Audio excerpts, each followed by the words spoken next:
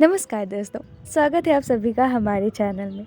हम सुन रहे हैं आशुतोष गर्गी जी द्वारा लिखित पुस्तक जिसका नाम है अश्वत्थामा, महाभारत का शापित योद्धा। इस पुस्तक का हम भाग 23 पढ़ रहे थे, तो चलिए उसी को आगे पढ़ते हैं। जो भी हो, मैं अपने पिता की हत्या से इतना अधिक उन्मत्त हो गया कि सब कुछ जानते समझते हुए भी मैंने रणभूमि में शत्रु के सर्वनाश की प्रतिज्ञा की।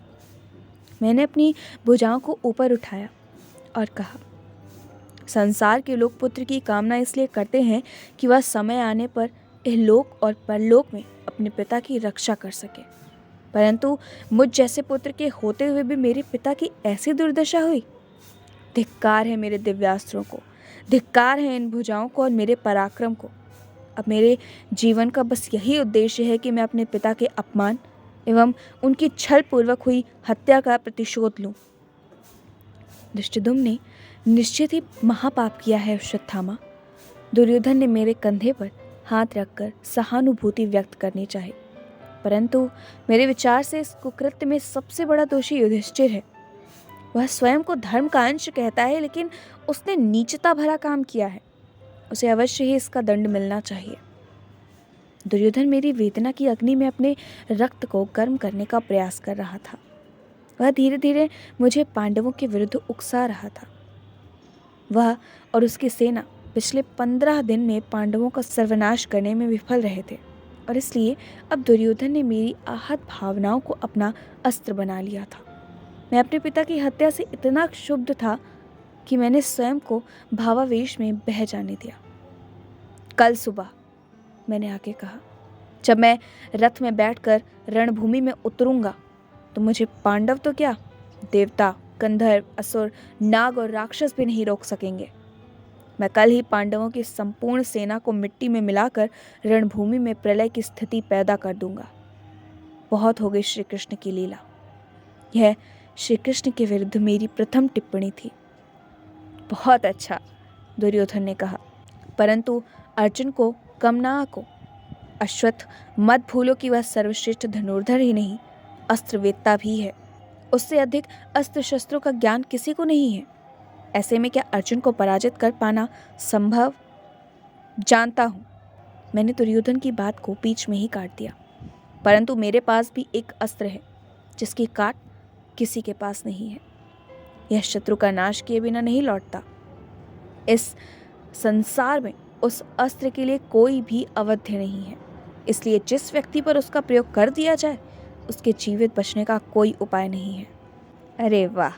दुर्योधन अत्यंत प्रसन्न हो गया। ऐसा कौन सा अस्त्र है तुम्हारे पास? वह तुम्हारे पास कहाँ से आया? नारायणास्त्र, मैंने आत्मश्लाघा से कहा। यह दिव्यास्त्र स्वयं भगवान नारायण ने मेरे स्वर्गीय पिता को उनके तपस्या के फल स्वरूप दिया था। बाद में मेरे हट करने पर मेरे पिता ने मुझे इसका प्रयोग करना सिखाया था। यही एक अस्त्र है जिसका प्रयोग अर्जुन नहीं जानता। इसी के प्रयोग से मैं कल सुबह पांडवों और उनकी समस्त सेना का नाश कर दूंगा। वह रात सुबह की प्रतीक्षा करते कट गई। अगले दिन युद्ध आरंभ होने पर मैंने आचमन एवं मंत्रोच्चारण किया। अगले ही क्षण वह दिव्य नारायण अस्त्र प्रकट हो गया। यह उसी अस्त्र की ही महिमा थी कि सहसा आकाश में मेघ गरजने लगे और तेज हवा बहने लगी। मौसम को यूं बदलता देख दोनों ओर की सेनाएं अत्यंत हैरान थीं। चारों ओर से भयानक गर्जन सुनाई पड़ रहा था। समुद्र में तूफान उठने लगा और बड़ी बड़ी नदियों ने अपने प्रवाह की दिशा बदल दी। पर्वतों के शिखर टूटकर बिखरने लगे। कुल मिलाकर ऐसी स्थिति बन गई जिसे देखने से ही प्रलय का एहसास होने लगा। योद्धा अपनी अपनी जगह पर रुक गए और सभी की दृष्टि मेरे हाथ में मौजूद नारायणास्त्र पर टिक गई। मुझे अचानक याद आया कि भगवान नारायण ने अपना वह अस्त्र मेरे पिता द्रोण को देते हुए कहा था कि इसका प्रयोग उन्मादित होकर नहीं करना चाहिए। इस विचार ने मेरे हाथ को रोक लिया। मैं सोच में पड़ गया। सोच में मत पड़ो अश्वत्थामा, दुर्योधन की आवाज़ मेरे कानों में पड़ी।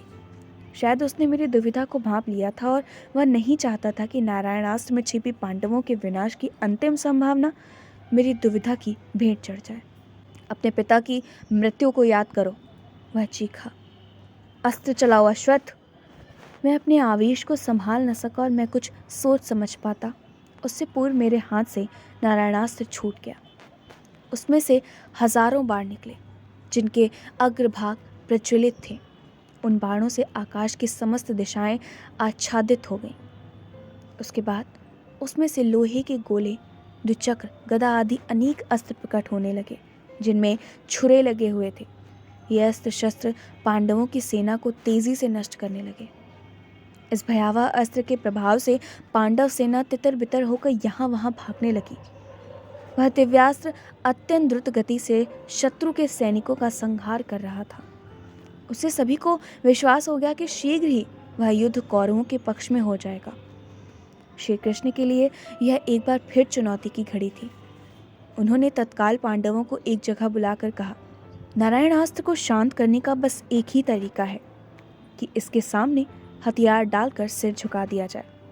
चूंकि अश्वत्थामा ने इसका प्रयोग मुख्य रूप से हमारे विरुद्ध किया है, तो अब तुम सब लोग अपने अपने रथ से नीचे उतर आओ और अस्त्र शस्त्र छोड़कर नारायणास्त्र को प्रणाम करो, अन्यथा आज तुम सबकी मृत्यु निश्चित है।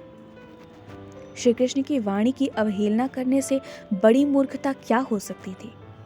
पांडवों ने अपने अपने शस्त्रादि छोड़ दिए और वे सब तत्काल रथ से नीचे कूद आए। उन्होंने सिर झुकाकर उस अनोखे दिव्यास्त्र को नमन किया। ऐसा करते ही नारायणास्त्र शांत हो गया। मैं यह मानता हूं कि यदि दुर्योधन ने श्री कृष्ण की नारायणी सेना स्वीकार करने की मूर्खता ना की होती तो पांडवों के लिए वह युद्ध जीत पाना असंभव था। परंतु यह भी कहाँ संभव था। आखिर धर्म तो पांडवों के साथ ही था। जहाँ धर्म है वहीं कृष्ण है और जहाँ श्री कृष्ण है वहीं तो विजय है।